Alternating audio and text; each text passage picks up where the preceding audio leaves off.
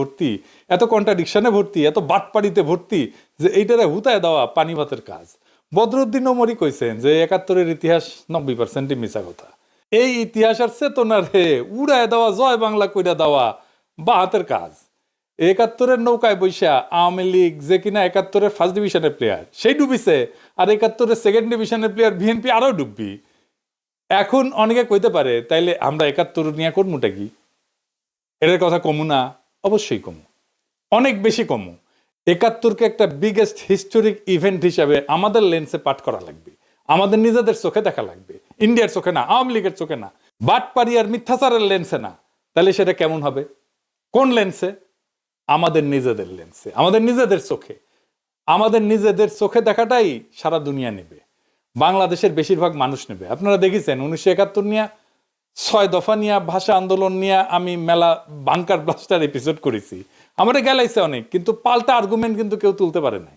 আজকেও আমি এমন একটা জায়গা নিয়ে আলাপ করব সংক্ষেপে, এই আলাপটা পরে আরো বিস্তারিত করা যেতে পারে, কিন্তু দেখবেন যে এইভাবে আগে ভাবা হয় নাই। শুরুতে একটা এক্সাম্পল দেখায়নি। কেন বিএনপি ৭১ নিয়ে কোনো বয়ান তৈরি করতে পারবে না?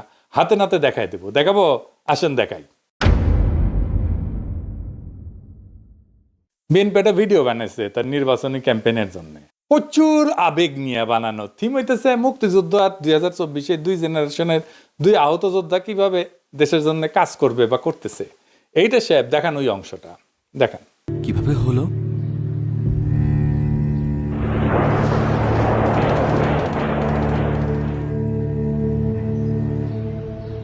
একাত্তর। আর তোমারটা? ২৪। চলো উঠি, অনেক কাজ পড়ে আছে।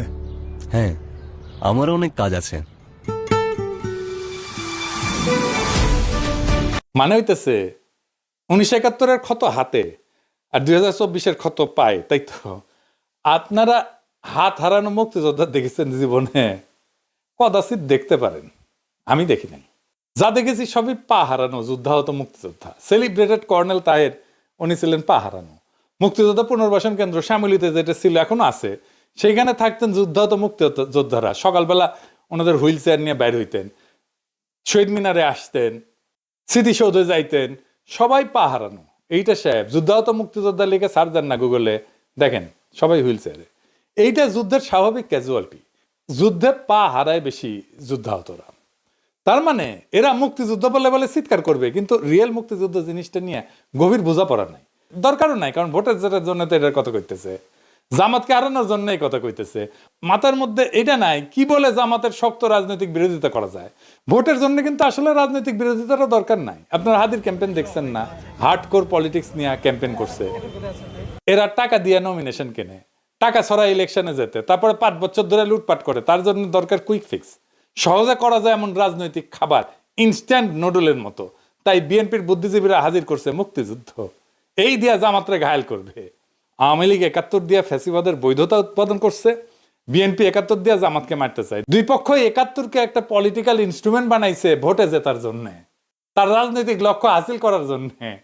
আর বিএনপি বলে একটা দল ধর্ম নিয়ে রাজনীতি করে, আর তোরা যে মুক্তিযুদ্ধ নিয়ে রাজনীতি করতেছিস, তা আবার ভোটে জেতার জন্য। ২০২৪-কে দাঁড় করাবে ১৯৭১-এর লিগ্যাসি বা উত্তরাধিকারের উপরে। ১৯৭১-এর লিগ্যাসির উপরে ২০২৪ দাঁড়ায় নাই। ১৯৭১-এ যারা সিপাহি সালার, তারা জিয়াউর রহমানকে রাজাকার বলতো। ১৯৭১-এর খেতাব কাইরে নিছে জিয়াউর রহমানের। আর সবাই ফ্যাসিবাদের সফট আর হার্ড পাওয়ার ছিল। ১৯৭১-এর নামে আমাদের উপরে ফ্যাসিবাদ চাপায় দেওয়া হয়েছে। ২০২৪-এ দেখেছেন কেউ এসে বলছে আমি মুক্তিযোদ্ধা, আমি হাসিনার এই শাসনের বিরুদ্ধে, হাসিনার বিরুদ্ধে লড়াই করেছি? বলছে?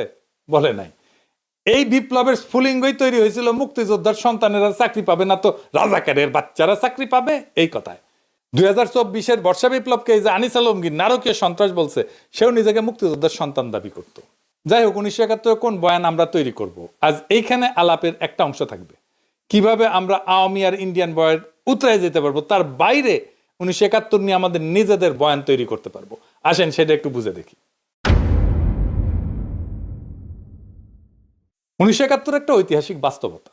১৯৭১-কে অস্বীকার করা সম্ভব না, কেউ করেও না, বলার চেষ্টা করে। যদি কেউ বলে সূর্য নাই, তাহলে তো সূর্য আকাশ থেকে হাওয়া হয়ে যায় না, তাই না? এটা ঘটনা ঘটছে। 1971-এ কি হয়েছিল? 1971-এ পূর্ব পাকিস্তানের স্বায়ত্তশাসনের আন্দোলন স্বাধীনতার আন্দোলনের রূপ নেয়। কিন্তু এটাও সত্য, পাকিস্তান ভাঙার জন্য মুজিব নিজে ভারতের সাথে ষড়যন্ত্র করছে। আগরতলা ষড়যন্ত্র করেনি, আগরতলা ষড়যন্ত্র মামলা হয়েছে না? পাকিস্তান যেন ব্যর্থ রাষ্ট্র হয় সেই জন্যে মুজিব চেষ্টা করছে ভারতের সাহায্য নিয়ে। ভারত সবসময় সাহায্য করে গেছে। পাকিস্তান হইল কমিউনিস্টরা কু করার চেষ্টা করলো, উত্থান ঘটলো আইয়ুব খানের। এই কুয়ের পেছনে ছিল সেই আদি অকৃত্রিম অখণ্ড ভারতের পূজারী বামেরা। ওই কুনা হইলে পাকিস্তানে আর্মি এইভাবে এতদিন সামরিক শাসন চালাইতে পারে না। তবে পাকিস্তানকে ধোয়া তুলসী পাতা তা তো ছিল না। পাকিস্তান কেন সৃষ্টি হইল? পাকিস্তান সৃষ্টি হইল ভারতের সংখ্যালঘুদের জন্যই তো। মুসলমান আর হিন্দু দলিত দুই সম্প্রদায় মিলে পাকিস্তান আন্দোলন করলো। পাকিস্তান মানে কিন্তু পাক বা পবিত্র স্থান না। পাকিস্তান হচ্ছে একটা সংক্ষিপ্ত নাম, এটা ভূখণ্ডের। কোন কোন ভূখণ্ড? পাঞ্জাবের পি, আফগানিয়া যেটা আজকে খাইবার পাখতুনওয়ালা, ওটার আগে নাম ছিল আফগানিয়া, সেটার এ, কাশ্মীরের কে, সিন্ধের এস, আর বেলুচিস্তানের TAN, এই সব মিলে হইতেছে পাকিস্তান। তার মানে উত্তর পশ্চিম ভারতের কয়েকটা অঞ্চল জুড়ে একটা রাষ্ট্র। খেয়াল করেন, এখানে বাংলা নাই, পূর্ব বাংলা নাই। পাকিস্তান আন্দোলনের সূচনা ঢাকায়, মুসলিম লীগের জন্ম ঢাকায়। তারা আন্দোলন করতেছে যেই রাষ্ট্রের জন্য, সেই রাষ্ট্র কল্পনায় বাংলাই নাই। তাহলে ওই রাষ্ট্রে পূর্ব বাংলা টিকে না তো, মনোজগতেই তো নাই। ভাষার জন্য কিভাবে রাজনীতি পরিবর্তিত হয় বুঝছেন তো? ভাষার মধ্যে রাজনীতি কিভাবে লুকায় থাকে। পূর্ব বাংলা ঢুকছিল সংখ্যার জোরে, কিন্তু রাষ্ট্রের কল্পনায় ঢুকেনি তো। এইখানে ইতিহাসের লেন্স বদলাইতে হবে। আমরা সাধারণত ভাবি পাকিস্তান ভাগলো 1971-এ। আসল সত্যটা হইলো পাকিস্তান ভেঙ্গেই বানানো হয়েছিল। এটা রাষ্ট্রের নামই যখন একটা অংশকে বাদ দিয়া এটাকে চিন্তা করা হয়, কল্পনা করা হয়, তখন সেই অংশকে পরে শাসন করতে হয় বন্দুক দিয়া, ভোট বাতিল করিয়া, সংখ্যাগরিষ্ঠতাকে ভয় পাইয়া, ট্রিগার চাইপা। আর ইন্ডিয়ার উস্কানি তো ছিলই। পাকিস্তানের এলিটটা এতই বেকুব ছিল যে কোনোভাবেই পূর্ব পাকিস্তানকে পলিটিক্যালি কিভাবে ওন করতে হবে সেটা বুঝতে পারেনি। মুসলিম লীগকে টেকাইতে পারে নাই। পাকিস্তান রাষ্ট্রকে যে টিকায় রাখবে পলিটিক্যাল ইনস্টিটিউট, তারই টুকরা করলো। সোহরাওয়ার্দীর তার অনুসারীদের মুসলিম লীগ থেকে বের করে দিল। জন্ম নিল আওয়ামী মুসলিম লীগ। আর সোহরাওয়ার্দী যে বাংলাই বলতে পারতো না, তার শিষ্যরা রাষ্ট্রভাষা আন্দোলন শুরু করলো বাংলা ভাষার জন্য। কি তামাশা! দলিত হিন্দু নেতা যোগেন মন্ডলকে রাতের আধারে পাকিস্তান ছাড়তে হলো। একটার পর একটা ভুল করতে করতে করতে করতে শেষ পর্যন্ত বাংলাদেশ রাষ্ট্রের জন্ম অবশ্যম্ভাবী করে তুলল। পাকিস্তান নিজেই করলো। পাকিস্তানকে তার হিস্টোরিক মিস্টেক গুলো অ্যাকনলেজ করতে হবে, তো এটা স্বীকার করতে হবে। শুধু ইন্ডিয়ার দোষ দিলে তো হবে না। ইন্ডিয়ার ষড়যন্ত্র কেন সফল হইতে পারলো সেটার হদিস নিতে হবে। মুশকিল হইতেছে নিজের পাদের গন্ধ কেউ নিজের টের পায় না। সেজন্যই এনগেজ হইতে হয় ভিন্ন মতের সাথে। পাকিস্তান ট্রুলি এনগেজ হয়েছে বাংলাদেশের সাথে, বাংলাদেশের ইন্টেলিজেন্সিয়ার সাথে, বাংলাদেশের সিভিল সোসাইটির সাথে, বাংলাদেশের একাডেমিয়ার সাথে, বাংলাদেশের মিডিয়ার সাথে। হয়নি, এখনো হয় না। ইন্টেলেকচুয়ালি এনগেজ হয়নি। হইলে ইন্ডিয়ার এই বারবারন্ত অনেক এফিসিয়েন্টলি ঠেকাইতে পারতাম আমরা বাংলাদেশে। এখন 71-এর সবচেয়ে বড় ট্র্যাজেডি কি, এটা আমাদের বুঝতে হবে। 71-এর সবচেয়ে বড় ট্র্যাজেডি গণহত্যা, জেনোসাইড। ক্লাস বুক রেফারেন্সের জেনোসাইড। এই জেনোসাইডের দুইটা বড় পার্ট, একটা বাঙালি জেনোসাইড আর একটা বিহারি জেনোসাইড। বিহারি জেনোসাইড একেবারে মুছে দেওয়া হয়েছে, বিহারিদেরকে বাঙালিরা মারছে। আমরা বাঙালি জেনোসাইড বলি, কিন্তু দেখেন 1971-এর সবচেয়ে বড় দখল গেছে হিন্দু সম্প্রদায়ের উপরে, বাঙালি হিন্দুর উপরে। এটা শুধু একটা জাতির উপরে আক্রমণ না, একটা জাতির নির্দিষ্ট ধর্ম সম্প্রদায়ের উপরে আক্রমণ। এই ক্ষতটা হিন্দু সম্প্রদায়ের মধ্যে গভীর। আমার ফুলকুমারিতে পড়ছেন যে আমার বগুড়ার বাড়ি দখল করে নিয়েছিল আমাদেরই এক প্রতিবেশী। এখনো তারা আমাদের প্রতিবেশী, এখনো। এই যে এক্সট্রিমলি কমপ্লেক্স জটিল সিচুয়েশন, এটার তো প্রপার রিকনসিলিয়েশন হয়নি। তো আমার সেই প্রতিবেশী, উনি তো কোনোদিন এসে আমাদের পরিবারের কাছে মাপ চান নাই যে কাজটা ভুলেছে, মাফ করে দেন। এখন পিনাকি দাবরানি দিলে ওই ভারিচারা হয়ে পালাইবে, সেটা অন্য কথা। কিন্তু বাংলাদেশের সব হিন্দু তো পিনাকি না, সে তো ভয়ে থাকে আমার বাড়ি না আবার দখল করে ফেলে। এইটাকে অ্যাড্রেস করতে হবে, জেনোসাইডের একটা ফয়সালা করতে হবে। আমি দুইটা কাজ খুব চেষ্টা করেছি এই সরকারকে দিয়ে, প্রফেসর ইউনূসের সরকারকে দিয়ে। 71-এর নিহতদের পুরো নাম তালিকা করা প্রজেক্ট। এক প্রফেসর কাজ করতেছেন, এইখান থেকে ওইখান থেকে নানা ফান্ড টান নিয়ে, সামান্য একটা ফান্ডের জন্য উনি ফিল্ড ওয়ার্ক করতে পারতেছেন না, শেষ করতে পারতেছেন না। আমি হয়রান হয়ে গেলাম একটা ফান্ড ম্যানেজ করে দিতে। আমাদেরই সব ভাই ব্রাদাররা সরকারে আছে, তারাও করে দিলেন না। এটা আর কি বলবো। আর এখন বলতে গেলে তো ওনাদের সাথে রাগারাগি ঝগড়াঝাটি করতে হয়। এই কষ্টটা করে দিতে পারতো প্রফেসর ইউনূসের সরকার। আমি ওনার জন্য ক্রাউড ফান্ডের ব্যবস্থা করতে পারতাম, কিন্তু আমি ওনারা এক্সপোজ করলে ওনার বিপদ হবে। ওনারা খাইয়া দেবে ইন্ডিয়া বা আওয়ামী লীগ। আর এটা কাজ হইতেছে বিহারিদের ক্যাম্পগুলো বন্ধ করে তাদের মেইন স্ট্রিমে নিয়ে আসা। এটা লজ্জার যে তারা এখনো একটা ক্যাম্পের মধ্যে, ঘেটোর মধ্যে আছে।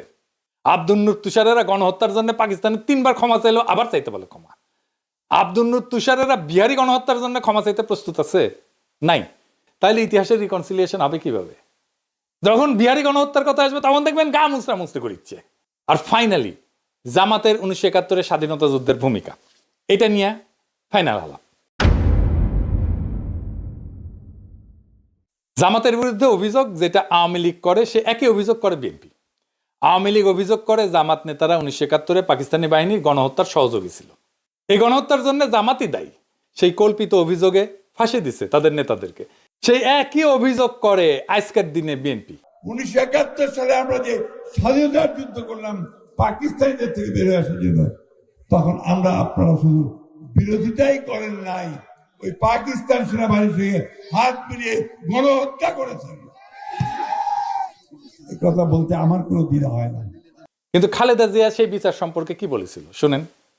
আমি বলতে চাই, আজকে মুজাহিদি, সাইদি, দেলোয়ার হোসেন সাইদি, কামরুজ্জামান, কাদের মোল্লা, এদের সবাইকে তারা মিথ্যে মামলা দিয়ে গ্রেফতার করে রেখে দিয়েছে। তারা ভেবেছে তারা স্বাধীনতা বিরোধী বলে তাদেরকে গ্রেফতার করেছে। আমি বলতে চাই, আজকে তারা যে অবস্থা করেছে, গোপন চুক্তি করে, স্বাধীনতার পরেও যে গোপন চুক্তি করেছে, স্বাধীনতা বিরোধী শক্তি হলো এই আওয়ামী লীগ, হলো স্বাধীনতা বিরোধী শক্তি, দেশের বিরোধী শক্তি হলো এই আওয়ামী লীগ। আগে তাদেরকে আগে ব্যবস্থা করতে হবে, তবেই এই দেশ নিরাপদ হবে, স্বাধীন হবে। শুনলেন তো, উনি বলছেন মিথ্যা, ওগুলো মামলা। আচ্ছা, মির্জা ফখরুল কি বলেছিল শুনেন। আমাদের এই আলেম উলেমা জামাত ইসলামের নেতৃবৃন্দ, আমাদের মৌলানা নিজামী সাহেব, জামান সাহেব, কাশেমি সাহেব, এই পত্রিকার যে প্রকাশক ছিলেন তাকে সহ অনেকে মৃত্যুদণ্ড, সালাউদ্দিন সাহেব সহ তাদেরকে মৃত্যুদণ্ড দেওয়া হয়েছে মিথ্যা মামলায়। শুনেছেন তো, সেও বলে হাম্বা, মানে তারও ওই একই কথা। আমাদের সময় একটা বিজ্ঞাপন ছিল এইরকম, গরুকে জিজ্ঞেস করে তোমার কি কথা, সে গরু এখন চিৎকার দেয় হাম্বা, বলে ওরও সেই একই কথা।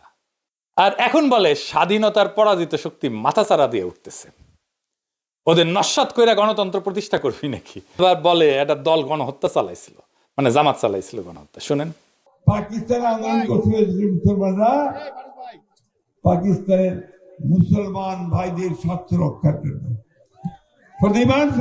মুসলিম, তখন আপনাদের নেতা মওদুদি এটা বিরোধিতা করেছিল, ঠিক না?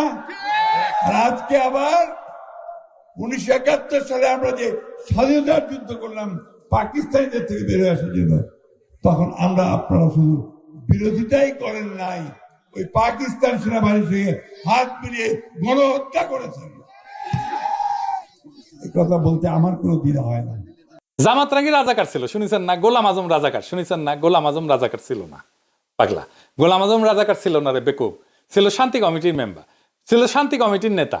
রাজাকার ছিল প্যারামিলিটারি ফোর্স, আমাদের আনসারের মতো। তাদের ড্রেস ছিল, ইউনিফর্ম ছিল, ব্যারাকে থাকতো, রেশন ছিল, আর গঠিত হয়েছিল সাধারণ মানুষকে দিয়া। রাজনৈতিক কর্মী ছিল তারা, মুসলিম লীগ, জামাত না। জামাত তখন এত বড় তৃণমূলের অর্গানাইজেশন ছিল না। আমার কথা বিশ্বাস করার দরকার নাই, বিদেশি নিউজ থেকে রাজাকার দেখেন কারা ছিল, পোশাক আশাক সহ, ওদের দাড়ি টুপি ছিল না। দেখেন, The government has organized a paramilitary force called Razakars. The Razakars' main duties are roadblocks, often carried out with a great show of force, and sentry duties around the main government installations. Some recruits to the Razakars are students, but many come from the militant wing of the Muslim League, who were responsible for much of the murder and the burning of villages which followed March the 25th. They are all East Bengalis and are paid by the government direct. But no one knows just how loyal they would be to the government if that loyalty was ever under stress. দেখেছেন, এই মুসলিম লীগের পুরাটাই BNP ঢুকিছে। Mirza ফখরুলের বাবাই তো মুসলিম লীগার ছিল, পাকিস্তানের মন্ত্রী ছিল। আমির খসরু মাহমুদের বাবা মুসলিম লীগার ছিল। মির্জা ফখরুল দাবি করে তার বাবা 1971 শরণার্থী শিবিরে ছিলেন, একজন পাকিস্তানের মন্ত্রী, মুসলিম লীগ করার লোক। কেন ইন্ডিয়া পালাবে 1971? তার উপরে যায় শরণার্থী শিবিরে থাকবে, সুপে চাপে মিলানো যায়? আপনার কমন সেন্স কি বলে? যাই হোক, আমরা ওইদিকে না যাই। জামাতের ভূমিকা ছিল দুইটা জায়গায়, শান্তি কমিটি আর আলবদরে। এখন এই আলবদরকে দায়ী করা হয় বুদ্ধিজীবী হত্যায়। এই দাবিটা প্রমাণ করা মুশকিল অনেক কয়টা কারণে। কে দোষী আমি সেটা ঠিক করব না, আমি দেখাইতেছি রাষ্ট্র কিভাবে মিথ্যা দিয়ে ইতিহাস বানায়। আসেন ওই অংশটুকু একটু দেখি। আমি আলবদর বলছি বলে একটা বই আছে, একজন আলবদর ছিল সেই লিখছে। সে বলতেছে যে তাকে গ্রেপ্তার করা হয়েছিল, জেলে ছিল সে, গ্রেপ্তার করা হইল, তারে ইন্টারোগেট করা হয়েছে, তার কাছ থেকে তথ্য নেওয়া হয়েছে, কিছুই নেওয়া হয় না। তাইলে তো তার কাছে কিছু এভিডেন্স থাকতো, বলতেছে আলবদর। কিন্তু আলবদর তো ধরছিলা, তারে জেলেও রাখছিলা, তো তারে ইন্টারোগেট করে তারে তথ্য নাও নেই, সে তথ্যটা ভেরিফাই করো নাই, ক্রস চেক করো নাই কেন? কার দোষ এইটা? আমি আপনাকে ডিসেম্বরে একটা ক্লিপ দেখাই, সেখানে সাংবাদিক, বিদেশি সাংবাদিক বলতেছে ঢাকায় ডিসেম্বরের শুরুর দিকের কথা, এটা প্রত্যেক দিন মুক্তিবাহিনীর সদস্যরা কম করে 5টা রাজনৈতিক হত্যাকাণ্ড করতেছে। শোনেন, There are between 80 and 100,000 Mufti Bahini operating within East Pakistan. And in the last few months, they've blown up 165 bridges, large and small, have damaged 5 cargo boats, including one British boat from Calcutta, have sunk a 1,600-ton jute barge, and have blown up a power substation. And they have committed, in Dakar alone, 6 political assassinations every day. তার মানে ঢাকার মধ্যে শক্তিশালী অবস্থান তৈরি করে ফেলছে গেরিলারা। এইখানে স্বাধীনতার পক্ষের বুদ্ধিজীবীদের ধরে নিয়ে যাইতেছে কয়েকদিন ধরে। কোথায় নিয়ে যাইতেছে সেটাও ফ্যামিলি মেম্বাররা জানে, কিন্তু অনেক ক্ষেত্রেই, মনির চৌধুরীর ক্ষেত্রেই জানে। ফিজিক্যাল ট্রেনিং সেন্টারে নিয়ে যাওয়া হয়েছিল মোহাম্মদপুরে। তো মুক্তিযোদ্ধারা তো অপারেশন চালাবে সেই ফিজিক্যাল ট্রেনিং সেন্টারে, ঠিক কিনা বলেন? তারা ডেলি 5 জন করে মারতে পারে ঢাকায়, আর ফিজিক্যাল ট্রেনিং সেন্টারে হামলা করে উদ্ধার করতে পারে না। উদ্ধার করতে না পারুক, হামলা তো করতে পারতো, কেন করলো না? ঢাকা শহরে মুক্তিযোদ্ধা কি কম ছিল? এখন তো কত মুক্তিযোদ্ধা, সবাই মিলে যদি ওইখানে হামলা করতো। দেশ স্বাধীন হইলে এই বুদ্ধিজীবী পরিবাররা মুজিবের অফিসের সামনে বিক্ষোভ করে, ওইখানে মুজিব আসে। জহিরায়ের বোন ছিল নাফিসা কবি, তাকে উদ্দেশ্য করে মুজিব বলছিল যে অনেকে তো দালালি করে মারা গেছে এই বুদ্ধিজীবী সম্পর্কে। এরা পান্না কাইসাল লিখে গেছে, স্বাধীনতা বিরোধীরা লিখে যায় নাই। জামাতের অনেকে বলে ইন্ডিয়ানরা মারছে। এই বয়ানটা মিলে